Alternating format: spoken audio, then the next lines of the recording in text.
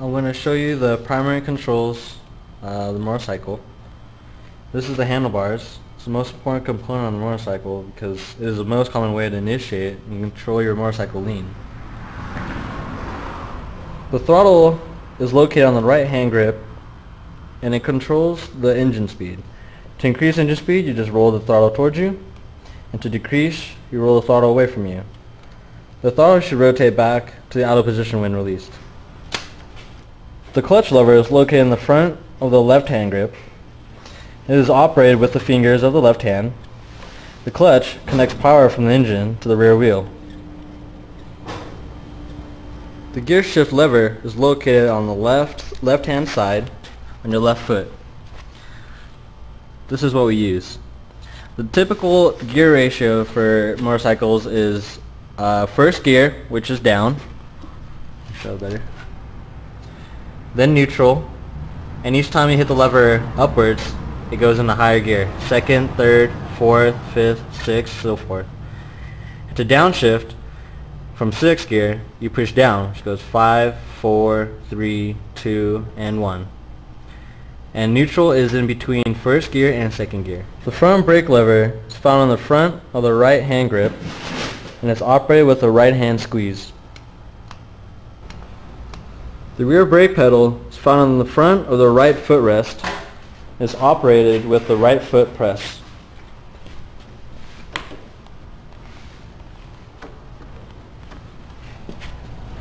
This is the ignition switch. It has the on, off, and lock. For example, right now it's off. On turns on the instrument clusters, and when you're parked, you can put it in the locked position. Oops. That way when you're parked, the handlebars are locked.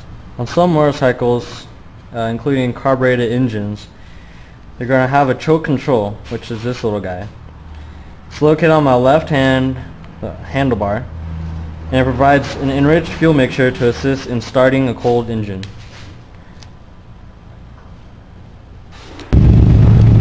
For example, right now it's not even on, the RPMs is low, and on a cold day you want the bike to warm up faster.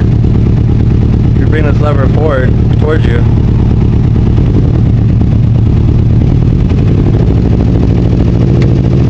now the engine is revving higher. It's giving more enriched fuel, so the idle is higher and it will warm up quicker. In case of an emergency, or you just want to turn off your motorcycle without taking your hand off your throttle or your handlebar, there's the engine cutoff switch. It is near the right hand grip and is operated with the right thumb, so this allows you to shut off the engine. The turn signal switch is usually located near the left hand grip and is operated with your left thumb. For most motorcycles, you manually have to turn it off after a turn or lane change.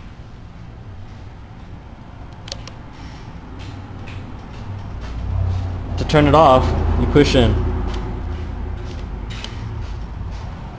Indication. This is the high-low beam headlight switch. Right now it's on low beam, and on the engine cluster it's going to show nothing here. But once I hit the high beam, you're going to see that blue light. And the difference in between is when it's on low beam, you have one headlight flashing. And there's common mistakes for people to say, hey buddy, one of your headlights is broke. But no, it's just on low beam. That's high beam, it has both of them on now. The horn button is usually located near the left hand grip and is operated with your left thumb. I warn you, it's not that manly. For example, starter button on my motorcycle is located on the near right hand grip and is operated with your thumb.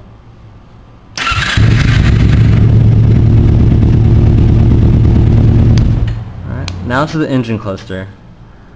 The cluster right in the middle, the San Diego Charger's lightning bolt, it shows the motorcycle's road speed, and that number says 8,924 is the odometer, and that shows the miles ridden on the bike. And you can reset the bottom right here. This is what you've been riding now. Pushing down, goes to 0. That way you can keep a track of your mileage. Next to the speedometer is the tachometer. And this instrument cluster indicates engine speed. And it has a red line that should never be exceeded. Want to hear it?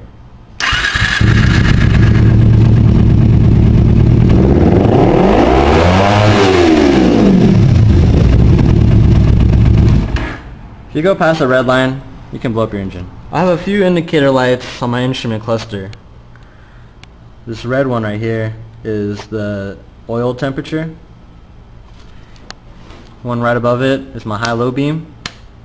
Next to it's my left or right turn signal. This other green one indicates if I'm in neutral or in another gear. This comes in handy.